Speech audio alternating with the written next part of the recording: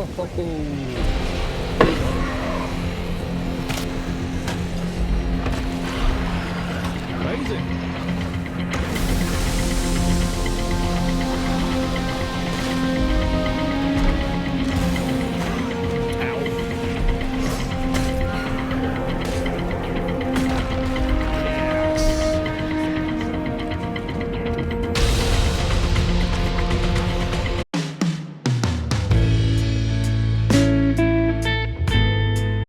Well, welcome back everyone to another episode of the Boom Boom Room. I got a special guest today. I've got Guru from Guru Gaming. How you doing, Guru? Kia ora there, Ashes. I'm very good today. Well, The work day is over.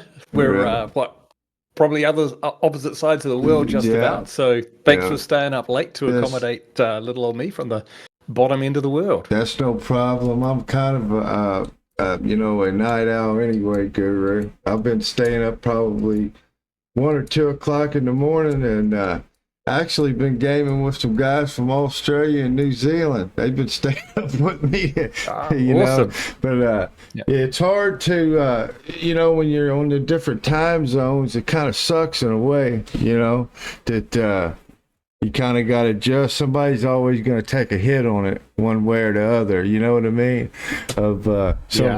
On the time and stuff. But I got a few questions I want to ask you, and a lot of people probably want to know, a little bit about Guru. But first question I want to ask: what got you in not Pacific Gaming, but starting the channel? I mean, what got you into that? Right. Great question.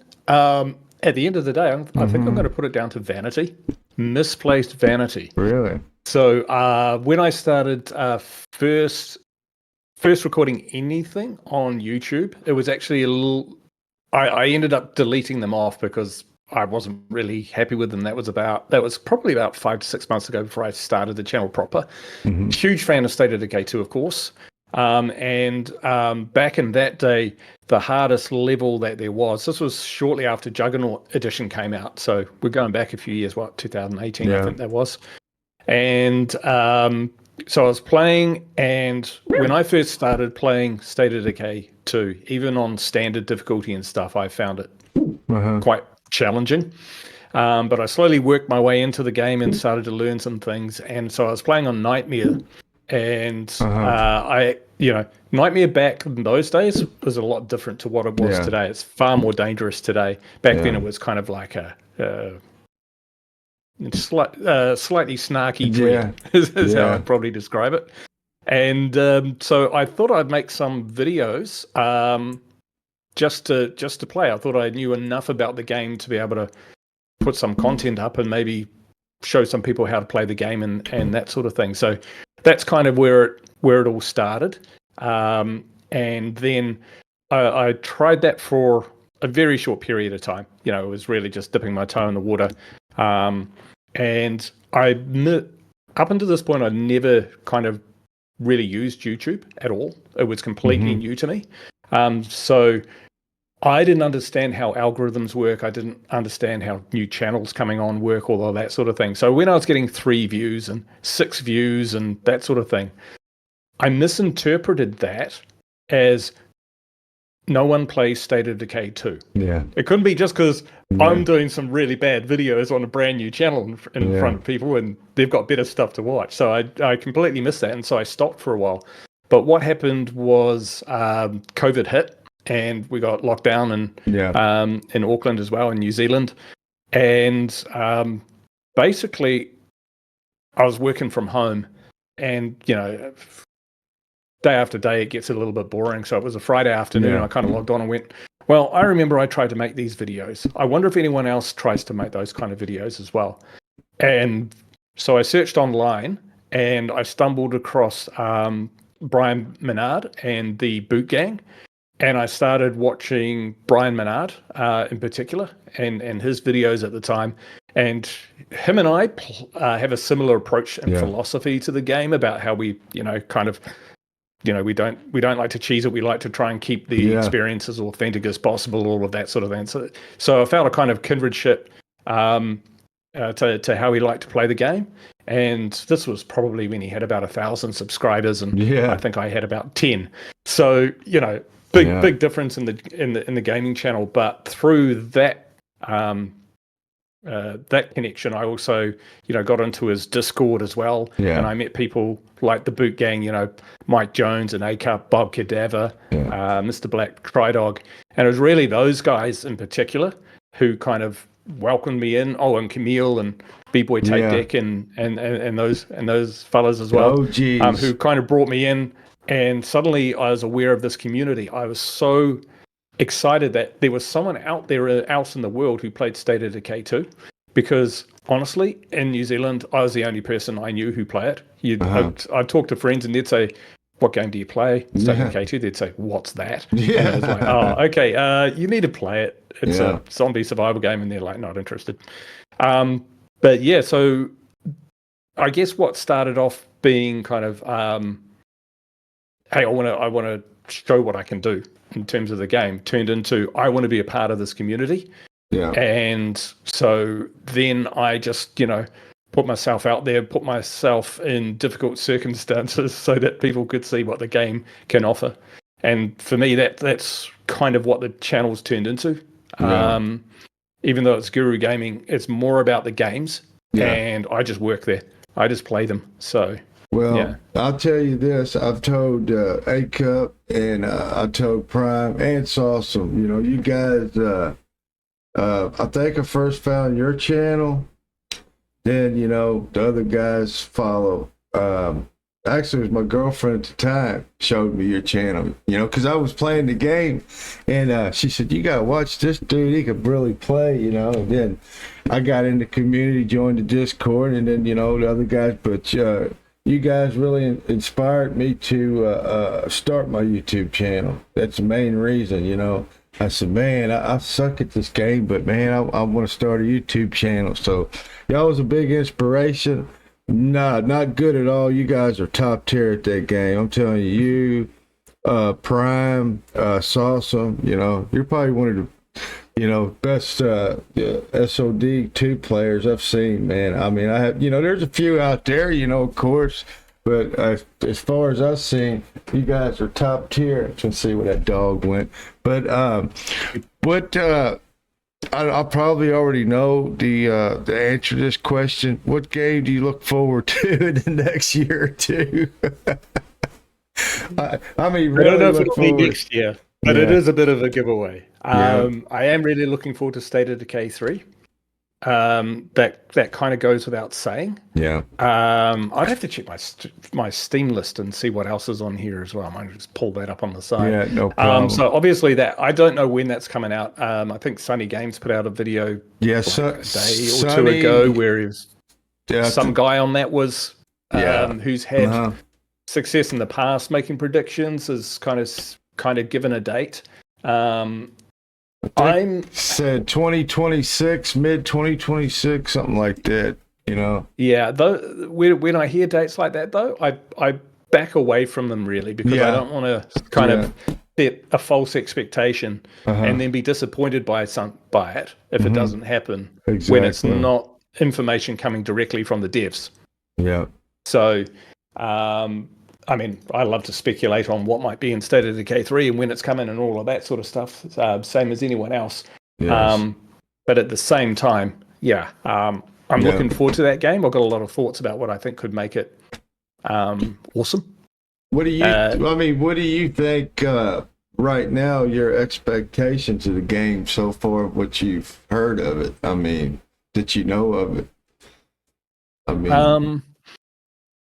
I think that the way that the devs have continued to develop State of Decay 2, it has been a bit of a labor of love for them to get it to where it is. That constant iteration of the game, combined with how they release State of Decay 2 and what they learn from that and through the sequence of events, I think if you were to ask them now, hey, if you could go back to when you released State of Decay 2 and do it again, would you do anything differently? I think there'd be a whole lot of things that they would do differently. And I expect that would be normal for any game developer who's kind of smash through a ceiling with State of Decay 1 to become suddenly in the spotlight, having a game like State of Decay 2 out. So I think they'll take those lessons forward into State of Decay 3. I think they'll be very cautious about releasing anything which is kind of half-baked. Yeah. I don't think you can get away with not giving release dates and updates and then coming out with something which is just substandard in this day and age. And now that they're in the Microsoft stable as well, they'll have other, AAA titles and stuff which they're releasing at the same time. So that's probably going to have some impact about when it's going to release, whether it's, towards the end of the year, beginning of the next year, that sort of thing as well. Yeah. I mean, do you expect it to? It's going to be a AAA game, right? I mean, is it? I think it will be. I think that's where they need to pitch it. Yeah. I'm really happy that the developers who have developed the franchise to this stage are still pretty much running the show, and I'm really glad Jeffrey Card's running the show. Yeah. Because I would hate to see what happen.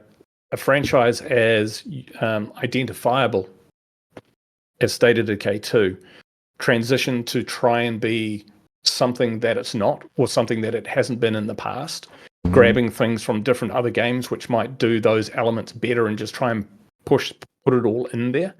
And I can give you a good example of that.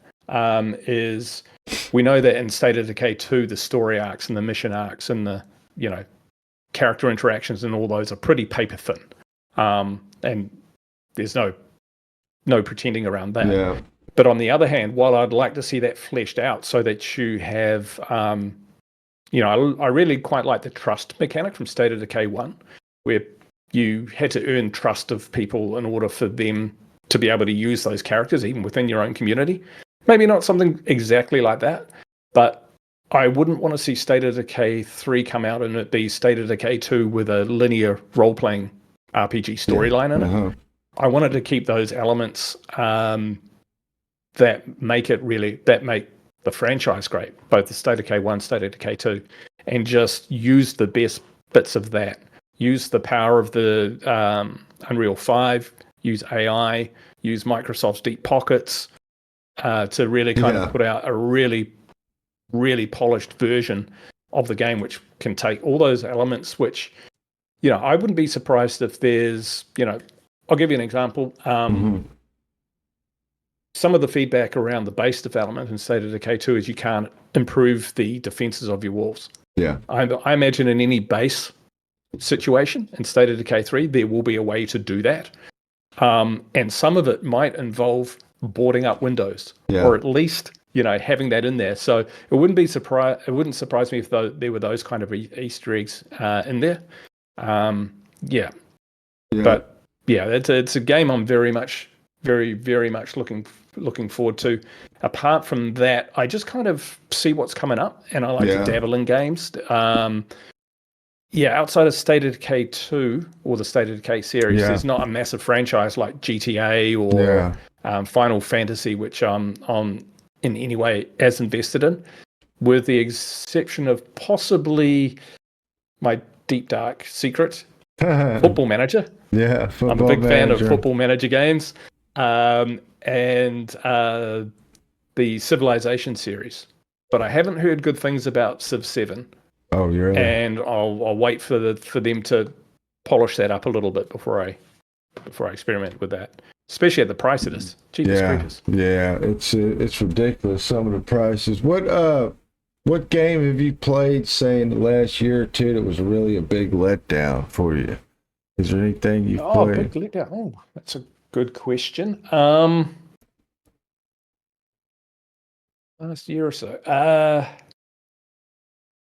Because really, we only know you from really a few games that that you stream or make videos from, and you don't really know kind of what other games you dabble in. So to be honest, there's not too many games that I've played in the last year which I'd completely crap on. Yeah. But there have been games which I've played which very popular games, which I've drifted away from. Yeah. Because and games like that, I could throw Baldur's Gate into that. I've never finished it. Really? I love getting up to Act 1, Act 2, and then I'm just kind of done with it. It's so much inventory management and all that sort of thing. I've just got so much shit on the screen at any one time that I can't deal with that. But I've never played it multiplayer, so that might be a way out. And I've played some big games like Project Zomboid in the last year. I'm really looking forward to see how Build 42 goes and the introduction of NPCs and that sort of thing, because unless you've got a really tight personal goal, when you start that game, like I'm going to survive for a month or 3 months, or I want to build a castle, or I want to the next thing. It is a pretty bleak game. And so from a content creation point of view, and I know some people do some awesome jobs out there, Tom McDuck and Nurse and all of them. Oh, yeah. And Ambiguous Amphibian, who, makes awesome videos.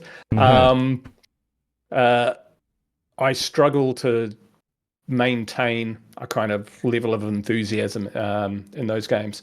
So I guess there's nothing there which I've been really disappointed with that I can think of straight off the bat. But there have been games which I've gone back to thinking that I'd be able to get into them like I used to when I first got into it. But then it hasn't worked out that way. Well, so Project Zomboid, I've tried to play it. It's such a big learning curve for me. My son is, he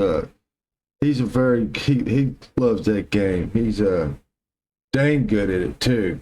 I mean, he goes hardcore, and I like it, but it's just I die a lot. I guess that's just how the game is. The combat, it's just hard to get down for me. Anyway, but. As far as in depth, it's very in depth. That's what I like about it. Yeah, totally. So, it definitely can be polarizing, particularly with the controls. It is a great game. I've got hundreds and hundreds of hours into Project Zomboid, and I've enjoyed it enormously.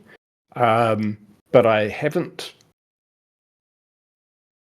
I haven't rediscovered any kind of driving motivation to kind of get back into it, although I have dabbled and got a couple of members series up and that sort of thing. I guess the biggest disappointment, I was just looking through my Steam list. Possibly, there's games in here which are massive, and I gave them a go and probably didn't play them long enough to really unlock what they had to have, what they had to offer. But probably the most disappointing one, I think, was Back for Blood, maybe? Just in how quickly I grew tired of it, and just how the game is structured so that it's extremely difficult until you play through it a number of times until you get the specific cards in order to beef up your team to a point where you can have a more balanced gaming experience. So it kind of had microtransactions almost. Probably not the right description, but those baked into it. Whereas, if I compare that versus State of Decay 2, one of the great things about State of Decay 2 is at all difficulty levels, you can come in with a fresh community and you can engage with the game. It's single player, so that helps. But when I tried to get into Back for Blood, really I found that very difficult because I'd just be torn apart and ripped apart, and I couldn't quite understand why that was, apart from being new at the game, that sort of thing. But it took a long time to actually figure out, okay, I see what's happening here. I need to be able to run and shoot, which means I need to find this card, which means, on and on. But I've still had a good time with Back for Blood, playing with friends, that sort of thing. It's very beer and pretzels for me. I'd still think Left 4 Dead 2 is the better game. Left 4 Dead 2. Even if it's, aging a little now. We're all aging a little bit, Guru. We're all aging. Another question for you. What's the longest you've had a community on State of Decay 2? How many days? 82. 82 days? My current series of No Man's Land is the longest I've had a community on State of Decay 2. 82. 82 days. That's nothing. Yeah. But before you said some very kind things about the a degree of mastery of State of Decay 2. I tell you, there is out there some people who are going to play this game for 5-6 hours a day, and they will, they'll destroy me on this game, in terms of their skill sets. Well, I haven't met too many of them. There's a few out there that's I've seen really good. I've watched your content, but man, no, I'm telling you, you've got your own little, I don't know. It's just like, somebody's own, I don't know to put the word, but you each do it differently. You, Prime, and Sauceum, you're all masters at it, but you got your own way you go about it. If that makes sense, individuality about it. And that's what's entertaining about watching you guys, and draws you in, like Sauceum, master storyteller, and the way you do your, go about it, and then how Prime does it, and stuff. So it's entertainment in different degrees and different, not really different levels, but just different ways you guys do it. You know what I mean? And another question, I don't think I've asked you this one. What do you say your, I don't know if I want to say expectations, because you know how it is with YouTube. It's ups and downs, roller coaster, and you probably know that because you've been doing it way longer than me. But what predictions or expectations, what do you see your channel in, say, a couple years? Or couple years, wow. What do you want? What do you want from your channel, or what do you see? That's kind of like two questions in one. I don't want to. Yeah, I gotcha. So I'm really fortunate in that a lot of the people who support the channel, we've got this really kind of core group of people who like my kind of binge content. The videos are about an hour and 20 minutes long, an hour and a quarter, long series which go on for just about forever, that sort of thing. And I would love to be able to continue to satisfy that audience over the foreseeable future. Maybe not every series needs to be over 100 episodes long, but but I do want to give people a good experience. From a gaming point of view. This year, I'd like to do some alternative videos as well. Things like, I used to do update videos when updates came out. When, update 25 and 27 and 28 and all of that came up. So not necessarily that, but I'm working on a new player guide at the moment. It's going slowly, but I'm trying to pull it together because I've been wanting to do that since I very much started. Because when I first started playing State of Decay 2, it took quite a while to realize that zombies don't react to your torchlight, or how the AI worked, or a multitude of different things, really. So just trying to make it a bit easier for people to get into that. So I don't really have a subscriber goal as such. But I would love to continue to grow the audience so that I get more views than I did yesterday, more likes than I did yesterday, more comments that I get yesterday, and good comments. This helped. I liked it, which is basically all I get. I'm very fortunate in that regard. So I guess just some solid organic growth, and I'd love to get some time to be able to put out some of these other videos and some more members content.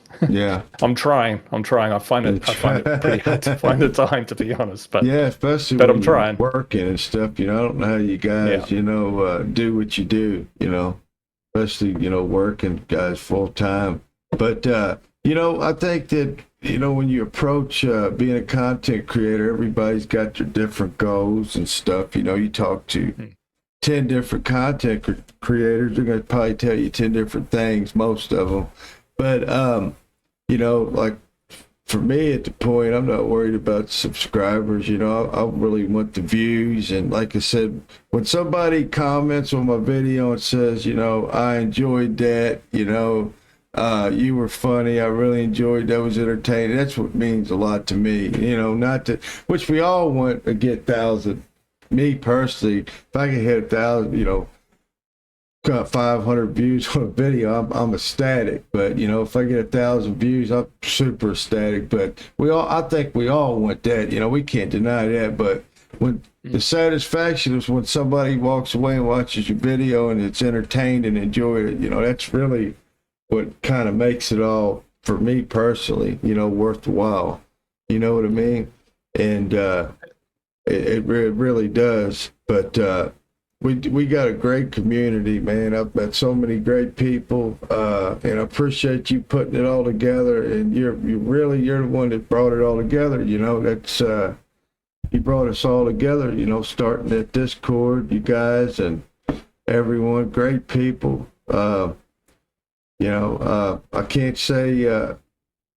I can sit here all day. I can't put it into words, man, because a lot of friends I've made, and and it's gaming and starting the channel and meeting everyone, and like there's some of us that don't interact more than others, but we all got respect for each other, and but that's helped me with my anxiety and depression, gaming and stuff like that, and interacting with people and stuff. But it's like this: if you ever sit there and think, well, man, what I'm doing is not worth it, think about it. You've helped me out. You know what I mean? You planted a seed somewhere that grew, and it's kind of like that snowball effect. You do something good, it's gonna affect other people. You know what I mean? It's gonna keep, a ripple effect. I guess snowball. I don't know where I got that from, but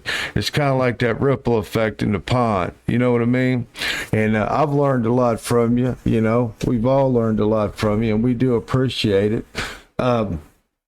Believe me, we talk a lot about you, and not in a bad way, a good way.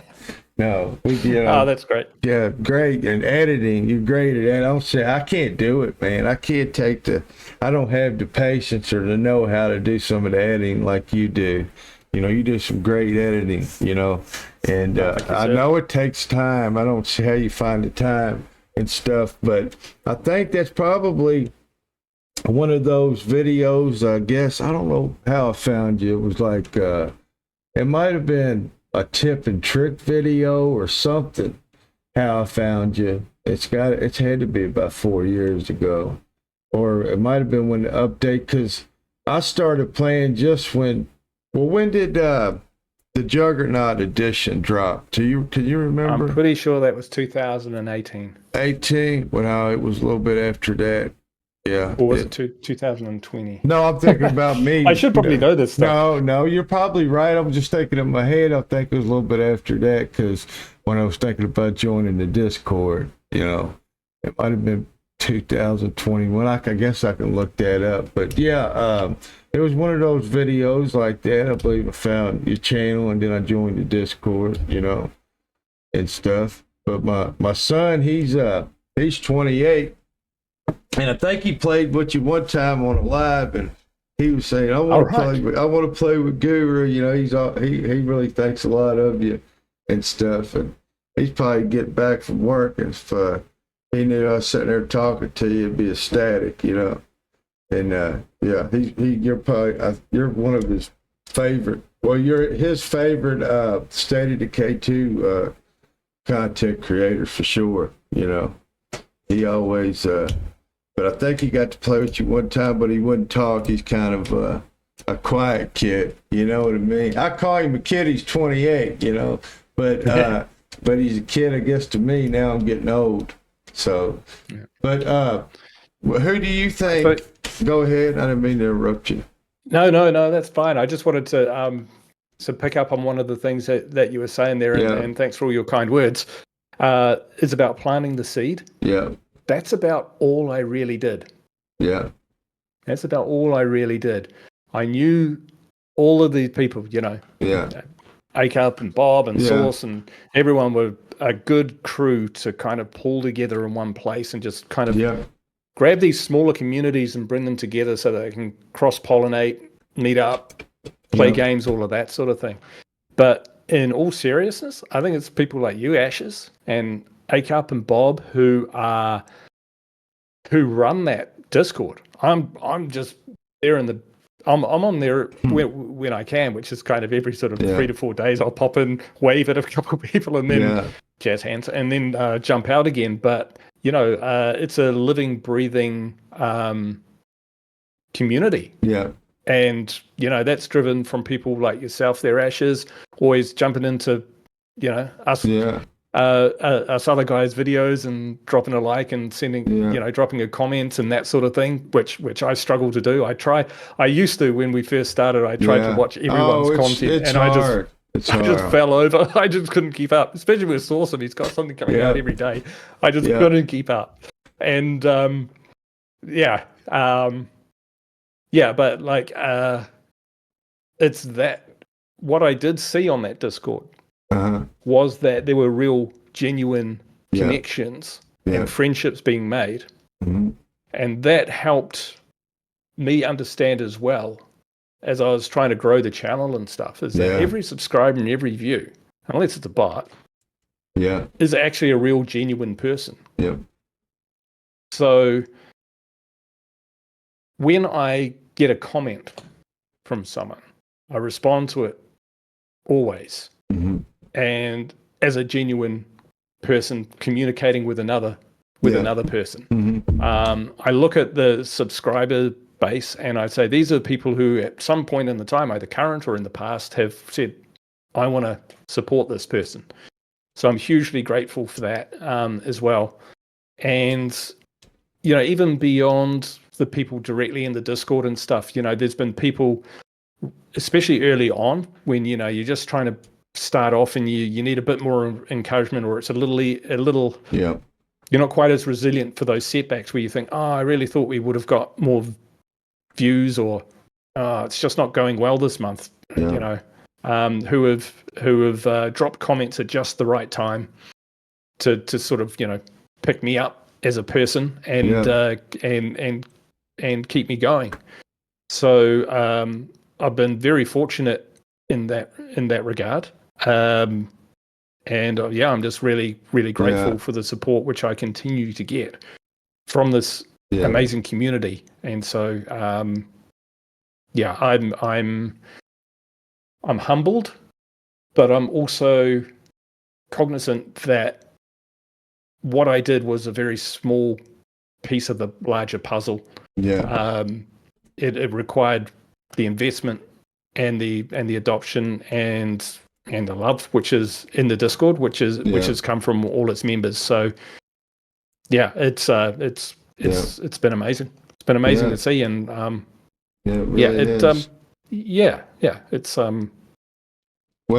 it's pretty cool. I got on to you when you was live because I tried to raid you and you didn't have your setting. I don't think because I haven't fixed that yet. I didn't know that until somebody pointed it out to me about 3 months ago. I tried to raid you and I'm like, what? Redirect? What? So I went in there, and like when you're before you start a stream, all about that, schedule it. You got that. When you go to edit it, do you want to set a redirect before? Well, I never do that because I don't know how long I'm usually going to go. So I'll always wait till like right at the end. I'll tell people, I'm fixing to redirect you. And then I'll go in there real quick and then see who's live, kind of pick, who I want to raid. But man, I've seen you live and you weren't there because I usually raid A-Cup, when A-Cup's live. And I said, well, I'm going to have to raid A-Cup, But yeah, it's a simple little fix, It's no big deal in there. But yeah, that's good though. It kind of helps you out redirect, because I've had people redirect to me, and they've done got, I call it just raid. Somebody done raided them, and then they raid me, and you kind of, it kind of helps you get new subscribers and new people that's interested in your content. It's kind of a neat deal to show love, and I think that's a pretty good deal that YouTube got. I don't know if you know about they kind of had a new update on the shorts, and I've mentioned this to everybody that I've had on here about the short content. I'm doing an experiment. I'm with Cold Turkey the 1st of March. No shorts, because I'm kind of looking at the analytics, and me personally, I think they're hurting my long form views and long form content, because I don't listen to every gaming guru, you know what I mean, that got all the answers to blow your channel up. But yeah, I think that, to me personally, it's kind of hurting me. So what I'm doing, Guru, personally, is for 3 months, I'm going to just quit shorts altogether and see, what that does. Because, I'm not making hardly no money off the shorts. If I get 10,000 views, get $2, and that's rare that I get that, and stuff. But the update is, usually on a short, they've got to watch the whole thing to get, for you to get a view. So the new update that just dropped, they don't have to watch it. All they got to do is it's got to show up on their feed, and they got to swipe away if they don't want to watch it. You'll get a view. Right. So, okay. I mean, that's good for people that, making, shorts and stuff like that. But I think that, us as content creators, we got to approach it what we think fits us personally, what's best for our channels. And I think it's a gamble. I wish I knew all the secrets of, not blowing up. I mean, personally, about my channel, but like I said, just growing my community organically, like you said, and just, when you put the effort in, getting a little bit, getting back, getting 1,000, I know it's not a lot, but 1,000 views on a video, you know what I mean? Instead of getting 30 or 40 or 50 views, it's just, to me, that's just awful. But like I know it more than me, because you've been doing it a while. It's all about the algorithm. It's about YouTube pushing your video. I mean, it's the reach. What do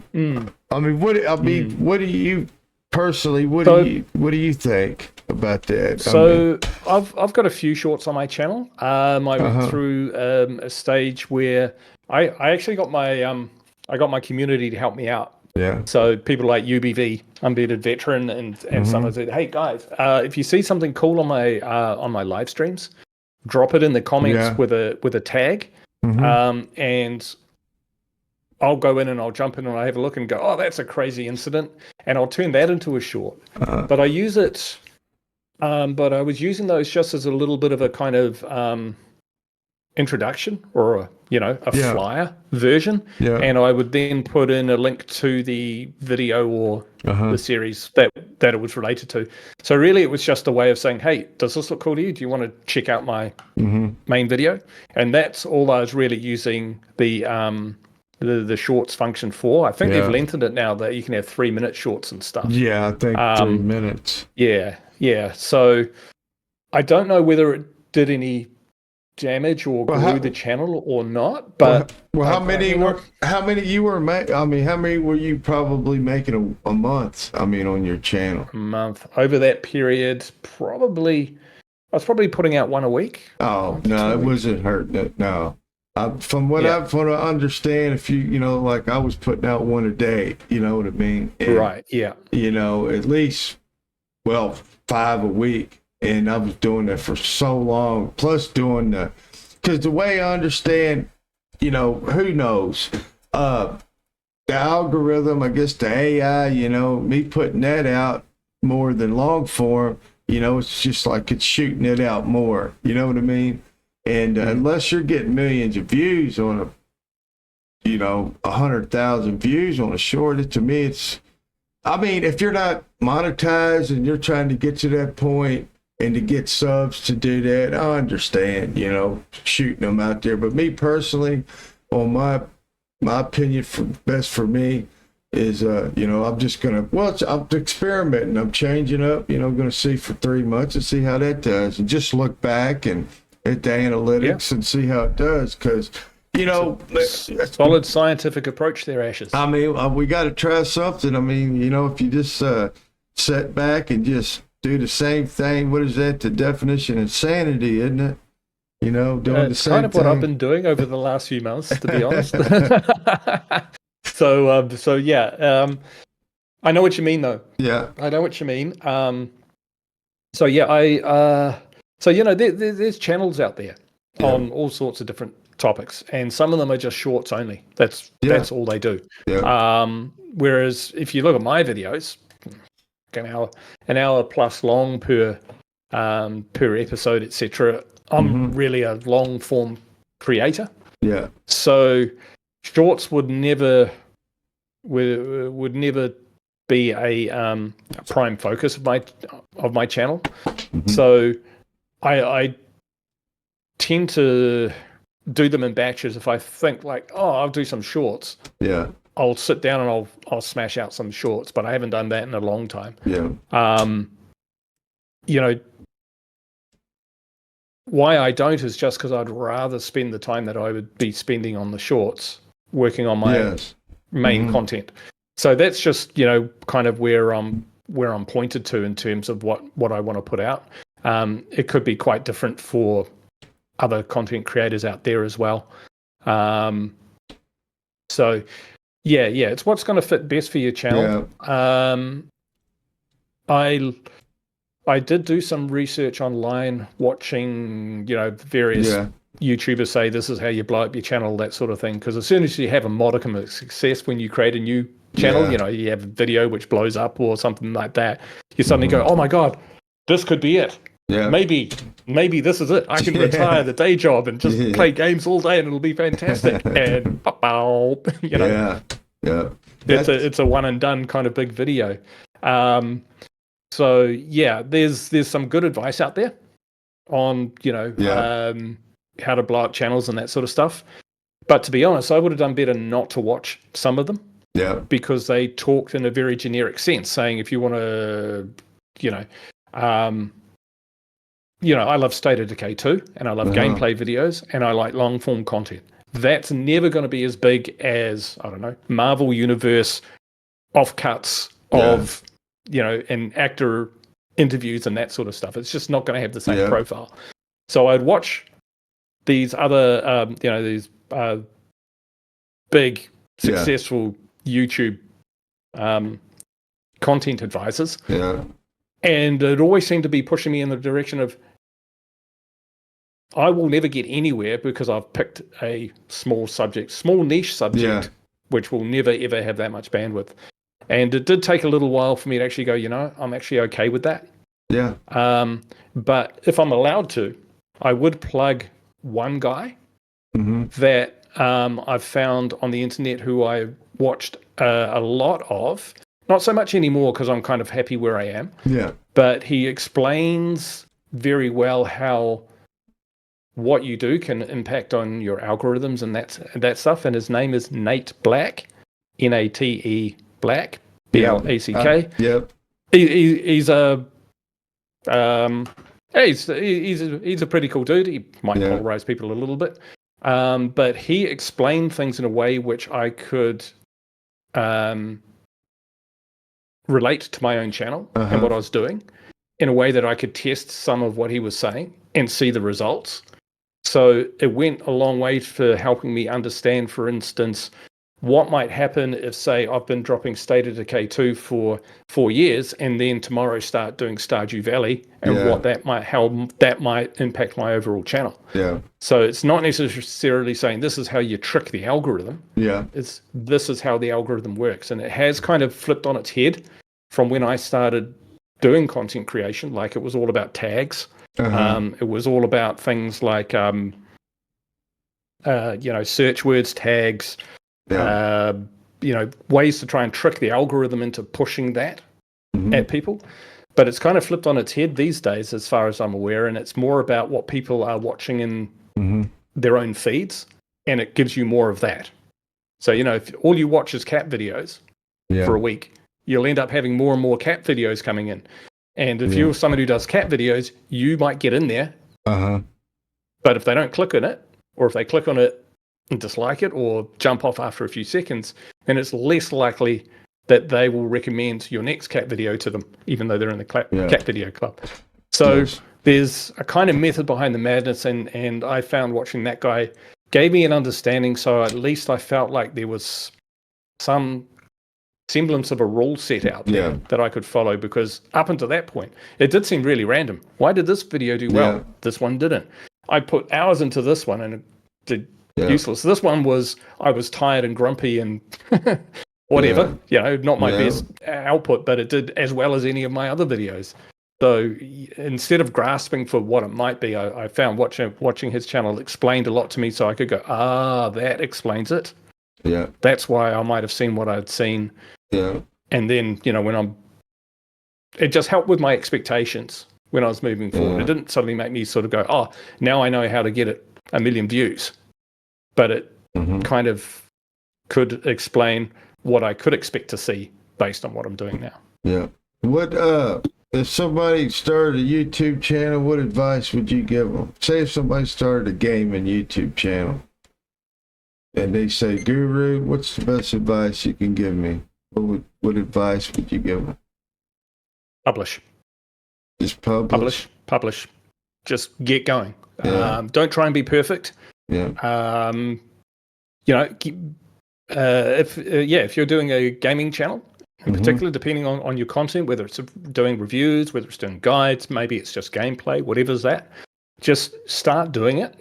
Aim for videos of at least 7 to 8 minutes long to 15 minutes is probably, unless you're doing like long play gaming content, that's a good range of attention for people to be able to, long enough for the algorithm to pick up what your video is about.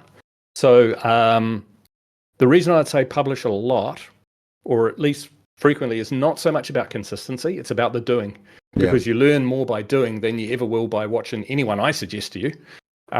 Is get into it, do the recording, muck it up, screw up your camera, accidentally lose the sound in editing, do all that stuff. Learn all that stuff early before you take off, because you've got that opportunity. And also, I would say that would be the main one. It's just to get into it and enjoy the process. Because if you're going to start from zero and go like, okay, in 3 years, I want to have 1 million subscribers. That is a full-time job. Yeah. That's aiming for the stars. And I'm not saying, no one can do it or anything. Yeah. But in the YouTube space, there are full-timers out there. Yeah. Probably doing videos which are, in the same area as you are. And so when people are asked, do you want to see a superhero movie? Is it from Marvel or is it from, this guy in New Zealand or whatever? Then they're going to watch the Marvel, aren't they? Yeah. So, that would just be my advice. Keep your expectations realistic. Yeah. Exactly. Enjoy the process. Keep at it. And produce videos and learn more about your craft. Don't overdo it. Would be another one. Take a break when you need to take a break. Don't don't overdo it. That's for sure. Do you think that? I mean, me personally, I've been through them lows, and then realistically figured out, made peace with some of my setbacks and kind of got peace about it now. Understand that, what my expectations is and stuff like that. Do you ever get those lows anymore? I mean, I know you spoke about it before on a video, a while back, and you got really deep about it, and I felt you when you said that, and I could see that, you were genuine about it. But I mean, do you ever get down low? I mean, any more about it? I mean, or if you know what I mean? You know what I'm saying? I don't know how to word it. I mean, sometimes my words, but I know me, because I've went to that part that, wow, shoot, this guy didn't watch my video. I supported them. I didn't get, I got 20 views on this video. You get aggravated, I mean, we're all human, and to say we don't do that, we'd call our own self we'd be liars. Yeah.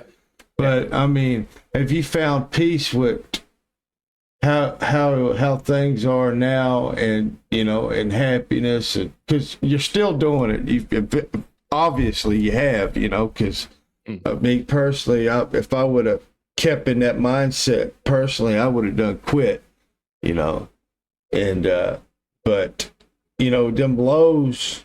What I'm saying is, I'm not saying that you've had failures, I'm not putting it into words as that, but them low times, have you had any more of those? I mean, are you over those? You know what I'm saying?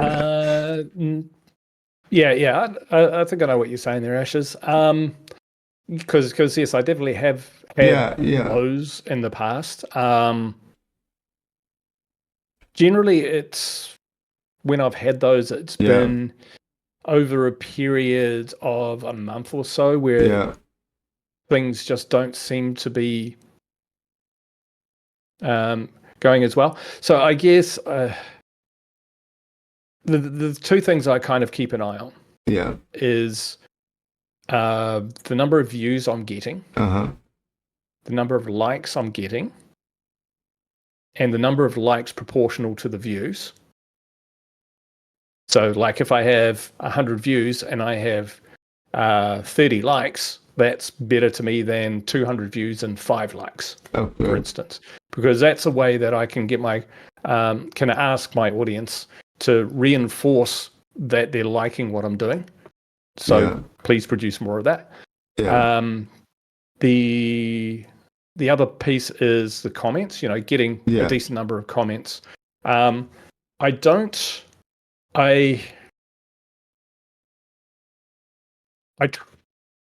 Early in the piece, when I had like 20, 30 subscribers and that sort of stuff, I did rely on people, emotionally to log in and drop me a comment and that sort of stuff.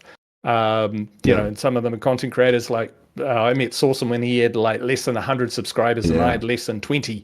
So we did that a lot and did some collabs and that sort of thing. But I try and just make sure that what I'm doing is what people want to see, and not so much as, okay, this is people don't want to watch State of Decay 2 anymore. They want to watch GTA or whatever. I'm going to start doing GTA. I don't swing the pendulum like that. Yeah. But what I do keep an eye on is, like, over a period of time, are the views consistent? So I kind of look who's watched a video in the last week or so, and try and get a feel for the views and the likes and the comments, and say, is that about normal, or is that high, or is that low? And then I'll check them after, say, 3 weeks, because there's people who watch it as soon as it drops off. And I've actually got cohorts of people I can see moving through other series in chunks, series I've done 2 years ago, and they're enjoying that. So I kind of look at those views and likes as a happiness monitor, thermometer of my community, and so I just try and keep make sure that that's in a healthy space.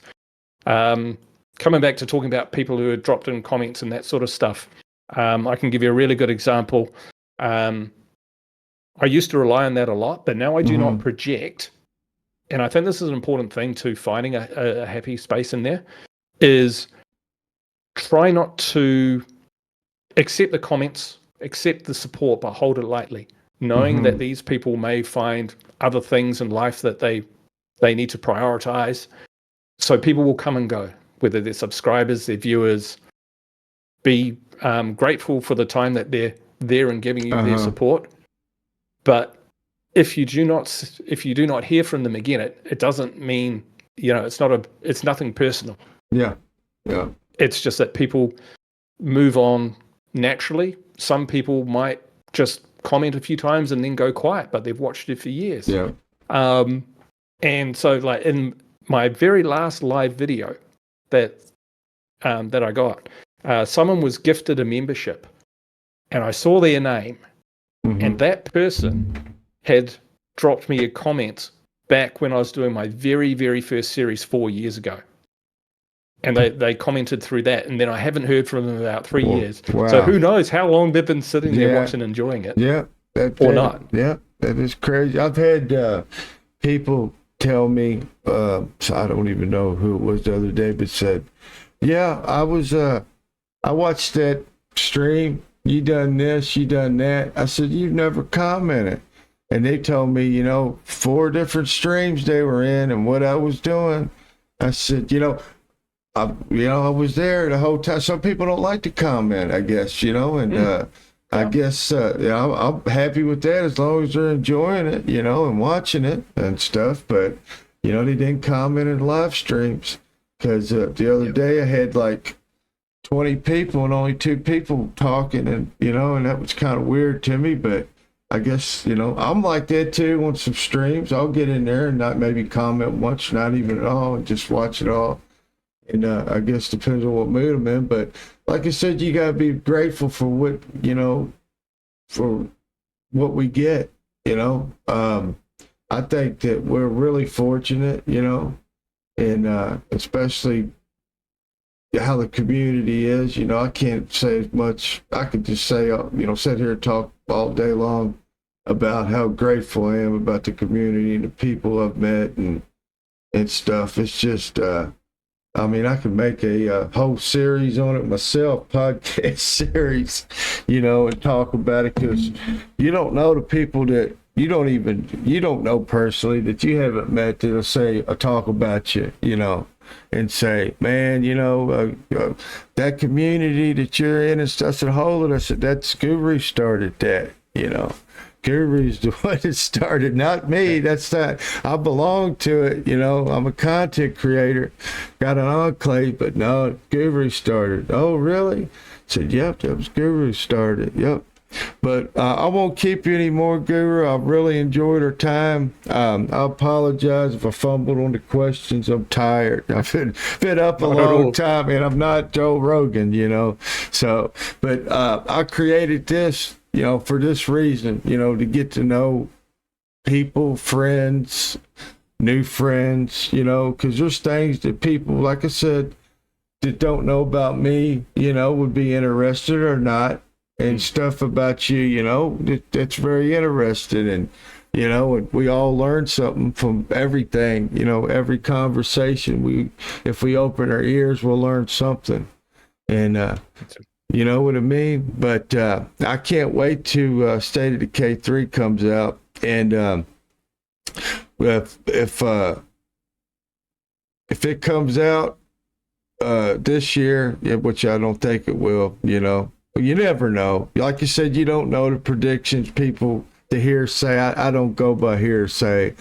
But if it drops, pretty soon, and, I'm going to have you back on here. We're going to have to talk about it.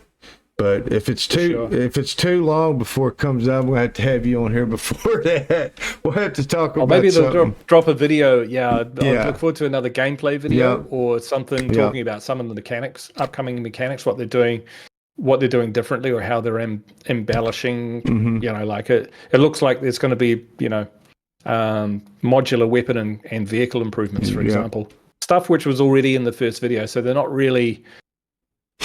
And I consider by first video the last trailer that they did, with the Juggernaut at the end, and the not the one with the wolf-eating deer, undead deer. No, not that one. Not Juby, that. I think someone was having fun. I don't see that as being I mean, that was pre-production, so that was making stuff up. But the last one we saw had actual gameplay in it. Yeah. So anything which kind of just builds on kind of what was in that video to kind of explain it a little bit more, what might be coming, that would be quite cool to see. So, and give us something more to talk about. Yeah. You know, they're pretty tight-lipped about it. I can understand why. You know, the downside of that is it creates an information vacuum where basically anyone can kind of rock on up and say, oh, this is happening and this is happening and this is what's going to happen. So speculation is fine. But you know, no one knows when the game's going to drop. No. So for me, that's just going to be, you know, I'll put off Christmas until it does. Yeah. And there's no problem. That'll be it for me. But definitely, if they have something that we can talk about State of Decay 3, we'll you got to come back on here, because you're the expert. Yeah, you're my go-to guy when it comes to State of Decay 2. Please give generously. Help Ashes out. He's scraping the bottom of the barrel. No. You're being too modest. You are now. Too humble, Guru. But look, I appreciate you being on here. It means the world to me. It's my honor for you to, you know, I really enjoyed this time talking to you, Guru. But anyway, guys, if you're not subbed to Guru's channel, go check him out. It's Guru Gaming on YouTube. Yes, there he is. And but I appreciate you guys hanging out with us on this podcast, this episode. Until next time, guys, peace out.